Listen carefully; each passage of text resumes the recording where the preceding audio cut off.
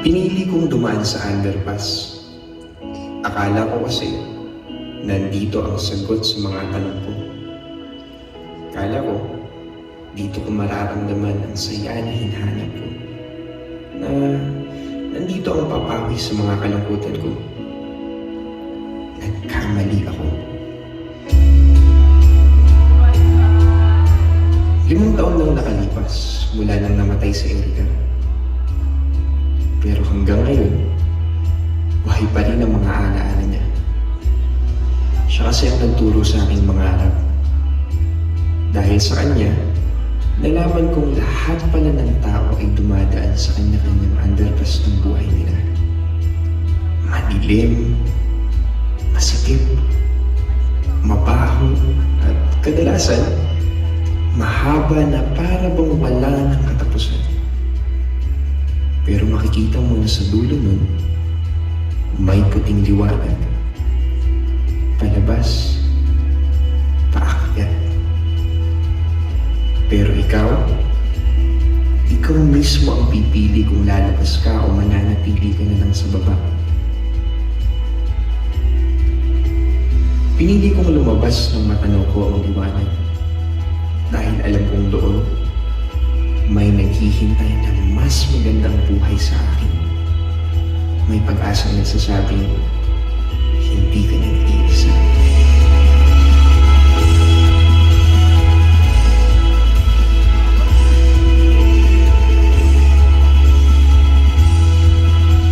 Kung sa kasalukuyan ka mang nasa underpass ngayon, sana huwag kang tumigil sa paglalakad. Huwag kang mapagod. Huwag kang manatili dyan. Dumaan ka lang. Huwag mong tambayan.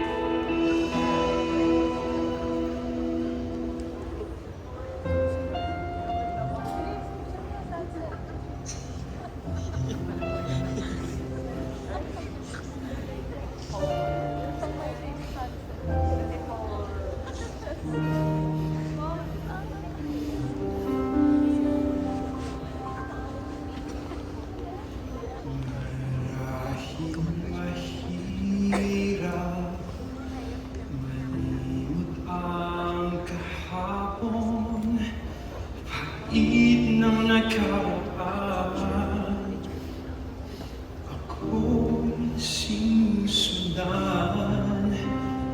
Marahil mahirap, malimot ang pagsubok. Pag iyong nakaraan, di na babalikan. Ngunit pag-ibig mo'y katulad ng bahagharing pag-asa. Sa akin ay lumingap, tagumpay ko'y narito na.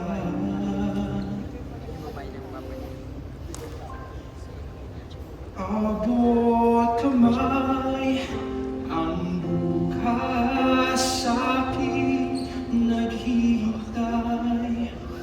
Tadhanang ilaan sa'kin ng may kapal. Abot kamay, ang liwanag tangan sa paglakbay tungo sa buhay na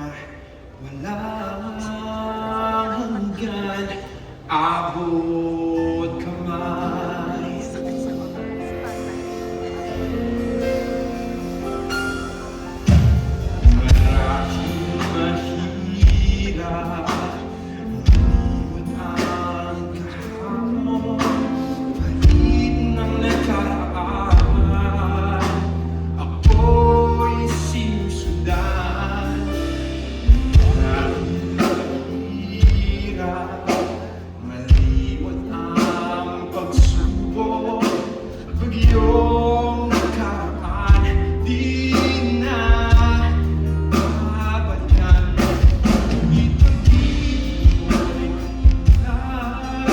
ng bahaghari pag-asa sa akin ay humingap.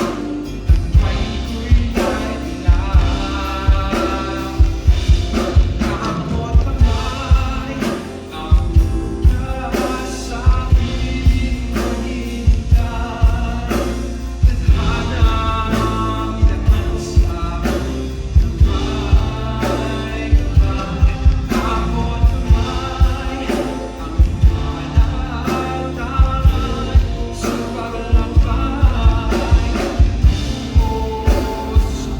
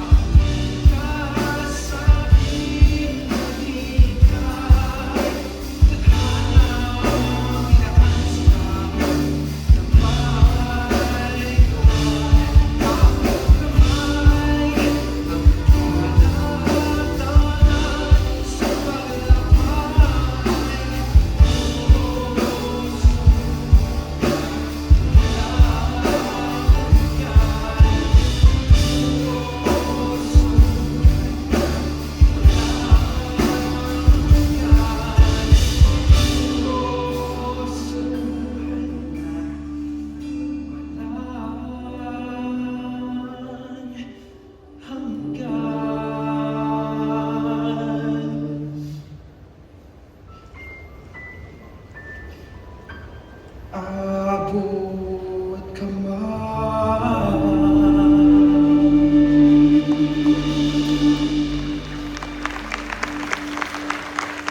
Yes, palakpakan po natin ang White Light Creative